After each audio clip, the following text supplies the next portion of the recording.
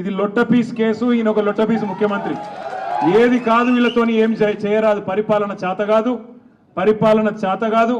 ప్రజలకిచ్చిన హామీలు నెరవేర్చే దమ్ము లేదు. అందుకే దద్దమ్మ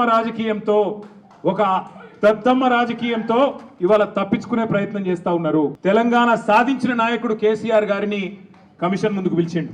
అంతకుముందు హరీష్ రావు గారిని కమిషన్ ముందుకు పిలిచిండు. ఆయనకున్నదంతా ఒకటే షోకు, నేను నెల రోజులు జైలున్నా లుచ్చా పని చేసి వీళ్ళని కూడా పెట్టాలి ఒక కొన్ని రోజులు. అదొక్కటే ఆయన షోకు. ఆయనకున్న పైశాచికానందం అదొక్కటే. సాడిస్టులు ఉంటారు చూడు కొంతమంది, నాకు దక్కంది ఎవరికి దక్కద్దు అన్నట్టు, నాకు జరిగింది నీకు కూడా జరగాలన్నట్టు ఆయన ఎట్టి పరిస్థితుల్లో కొన్ని రోజులు జైల్లో పెడదామన్నది ఆయన షోకు.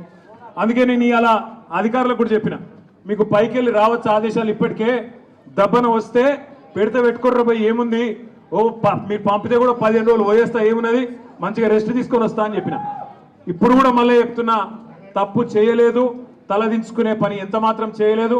తెలంగాణ ప్రతిష్టను పెంచే పని చేసినాం, తెలంగాణ ప్రతిష్టను ఆకాశం స్థాయికి తీసుకుపోయే పని చేసినాం తప్ప తప్పు చేయలేదు.